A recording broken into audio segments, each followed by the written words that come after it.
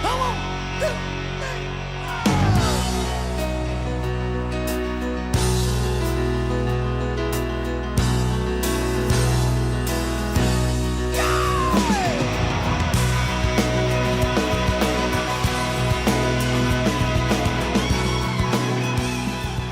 Well, good morning. Welcome back to the Broadcast Retirement Network.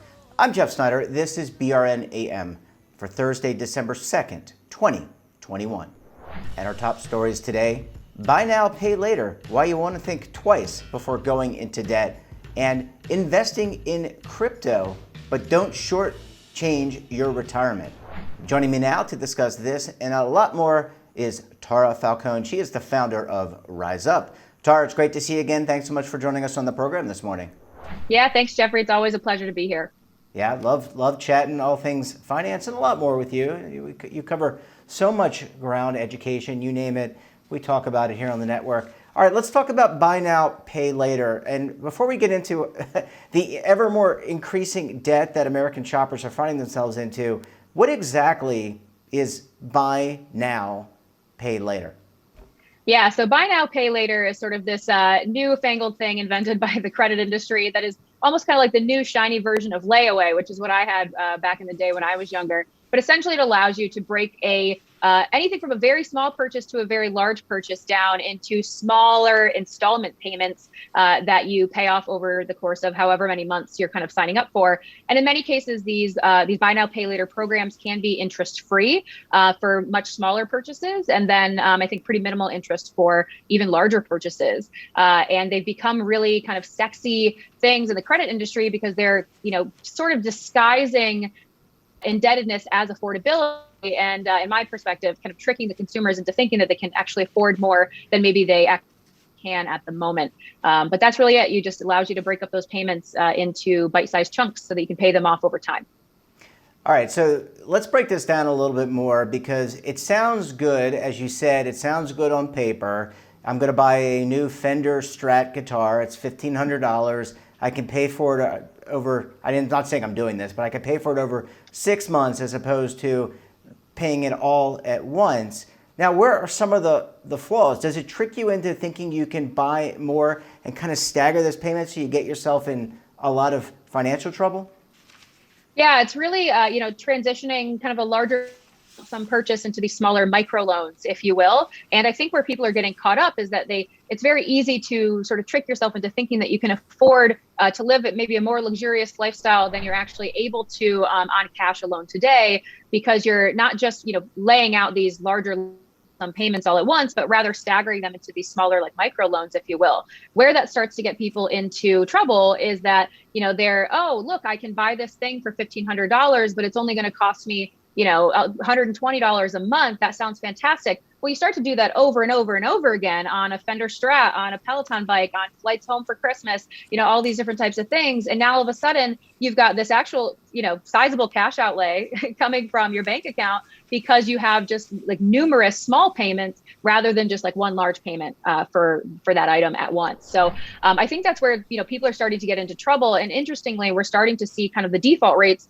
on those buy now, pay later programs are starting to increase. And I think it's because, people are taking on a lot more indebtedness than they're realizing that they're doing, because buy for this amount in total or this amount per month, which is much smaller, tricks them into thinking they can afford a lot more than they actually can. Yeah, obviously not a good thing when you rack up debt. And Tara, you remember not more than a year ago, we were talking about how Americans were saving more. Many Americans had their hours reduced because of COVID. Maybe they lost their job. They had to find a new job. Maybe they were getting some subsidy from the government in order to make ends meet. Now it seems like we're not through COVID, but it seems like we've kind of flipped that on its head, and now people are increasing their debt, and that's not necessarily a good thing.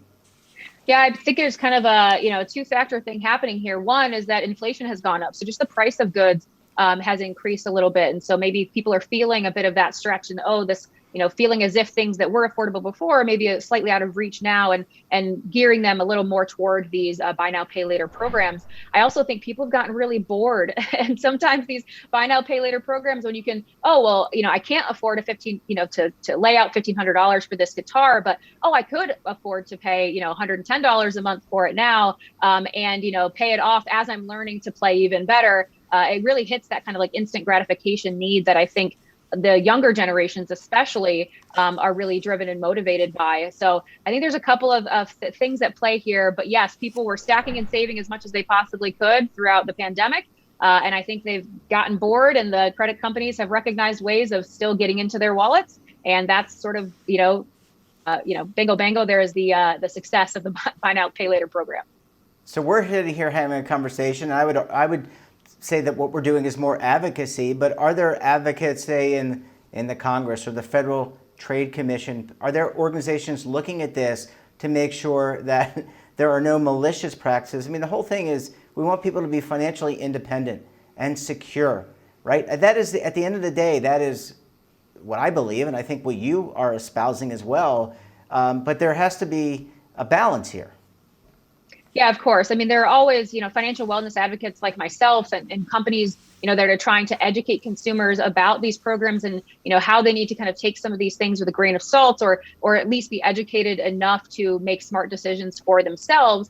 And then on the, congressional side or in the regulatory space, there are, the Consumer Protection Bureau and some of these other, agencies that are tasked with making sure that consumers are being protected. But unfortunately, a lot of onus for these decisions that are being made does fall on the consumer themselves. And really smart marketing practices on behalf of these buy now, pay later companies are really motivating individuals to do things that are maybe not in their best interest long term. And so I don't know what the solution is necessarily. I know there are some other companies that are trying to gear people into the save now, buy later, or as we are doing, invest now, buy later.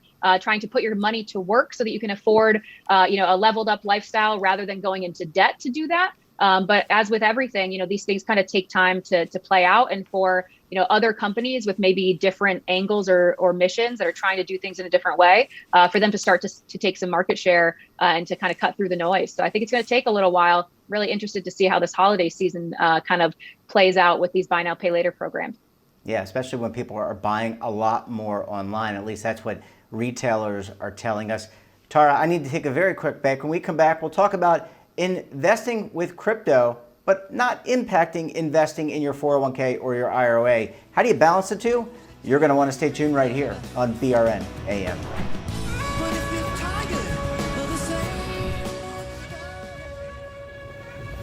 Imagine a new television network that will make you richer, healthier, and in control of your financial future.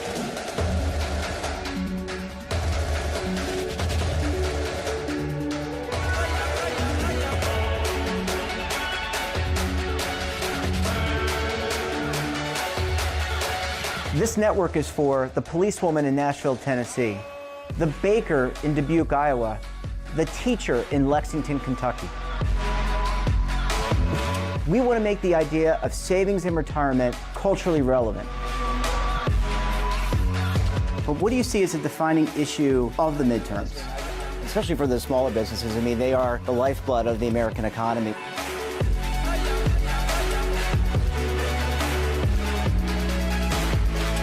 Featuring exclusive interviews, current affairs, and docuseries. 33 years old, you retired early. The philosophy is money only matters if it helps you live a life that you love. But you got to start thinking about retirement as soon as you get in. The Broadcast Retirement Network will drive very high engagement with premium partnerships. So this isn't retirement and savings for your parents or grandparents. This is for all Americans. And we're going to change the way you think about money.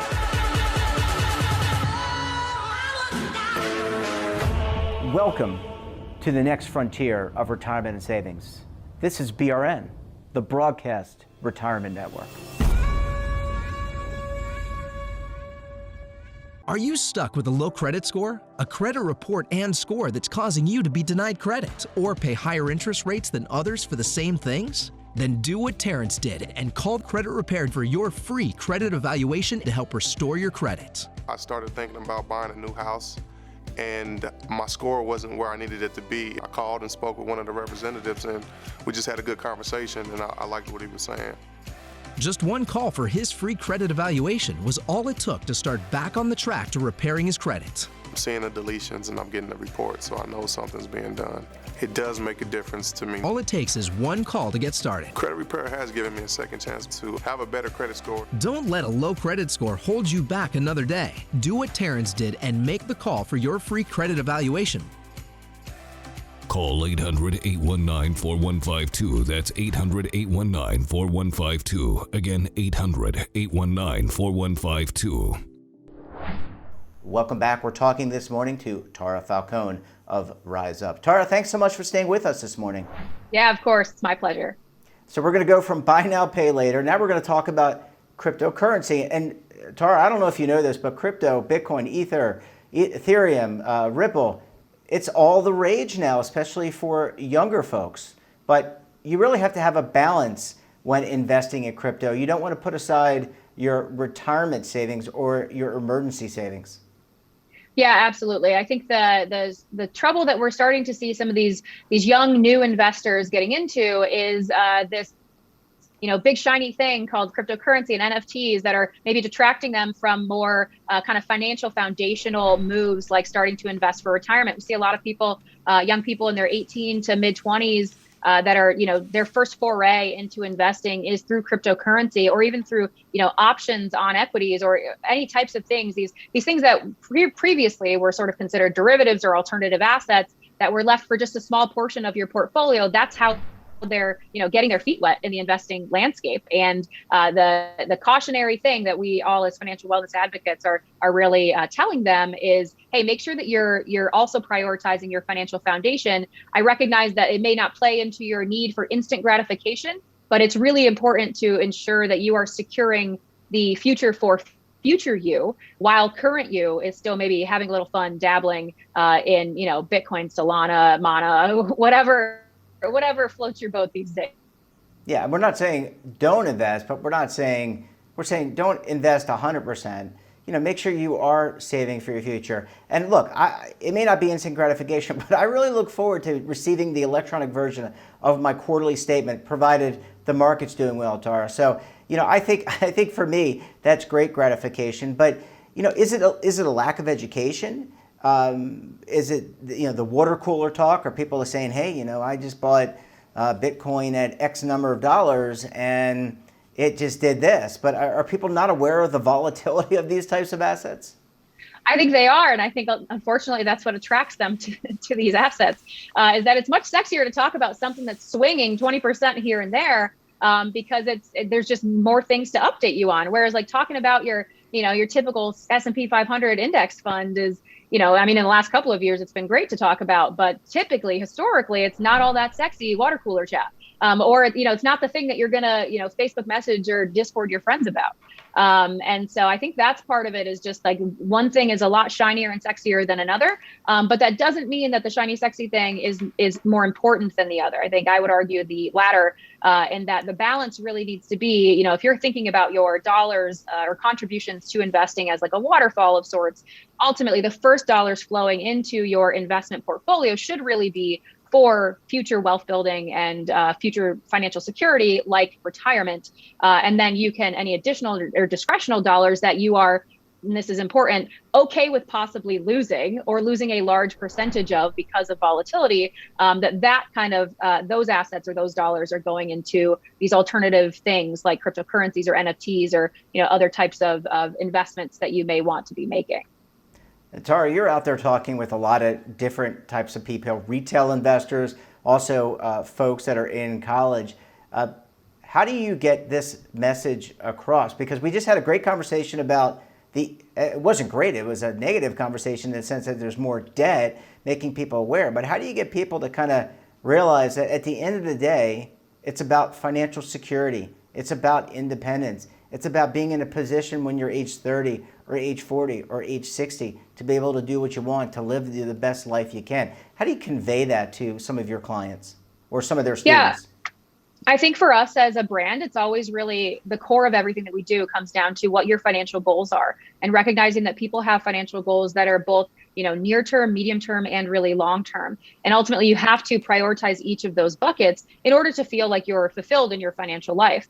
And so we, prioritize sort of like the longer term things first, because the earlier you start with those, the less work you have to do. So getting that point across, it's like, hey, if you start that now, right, it frees up cash flow for you to do these other type of shorter or medium term investments that are maybe a little more fun for you to pay attention to. So it's really starting with like, what is the motivating driver for that individual for investing in the first place? And then saying, okay, if that's what you're trying to achieve, then these are the types of assets that you might want to consider investing in, and in these proportions. So it's really trying to start with the why in mind, which I think is incredibly important for anything that you're doing in life, but particularly for financial wellness. And then kind of like reverse engineering the process and what you should be investing in order to make that dream of yours, or those dreams, a reality for you.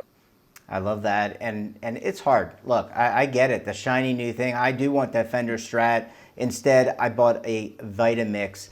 Tara, we're going to leave it there. Have a great rest of the day. We'll talk to you again very soon. Sounds good. You too, Jeffrey. Thanks. Thanks, Tara. Great to see you. Thanks for sharing your perspective. And that wraps up this episode of BRN AM. Have a topic of interest, somebody you think we should talk to, drop us a line. And don't forget, for all the information in finance, markets, tech, lifestyle, so much more, check out today's edition of our daily newsletter, The Morning Pulse. Don't forget, if you want to search our archives or check out our latest content, visit our affiliates on Roku, Samsung, and over 100 smart TV platforms. We're back again tomorrow. Until then, I'm Jeff Snyder. Stay safe, keep on saving, and don't forget, roll with the changes.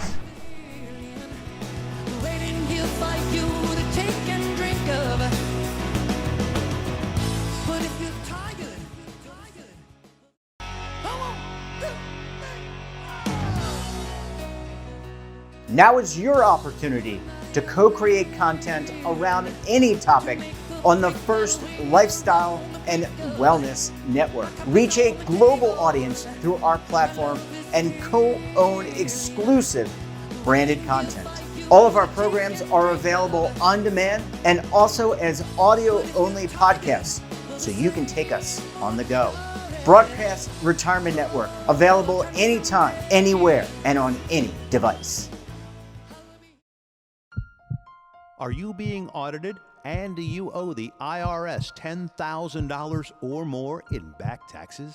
Is the IRS threatening to take more of your money? Don't fight the IRS alone. The Tax Doctor is here to help you negotiate your tax bill and reduce your stress. The IRS can freeze your assets and seize your bank accounts, but you can stop these IRS actions. The Tax Doctor will work with you using our years of experience to represent your case to help you get the best resolution under the IRS guidelines. Help is here to deal with the IRS to reduce your stress. We've handled thousands of cases, so we know what we're doing. If you owe $10,000 or more in back taxes, do not call the IRS alone. Call a Tax Doctor now for a tax emergency analysis. Call 800-224-6439.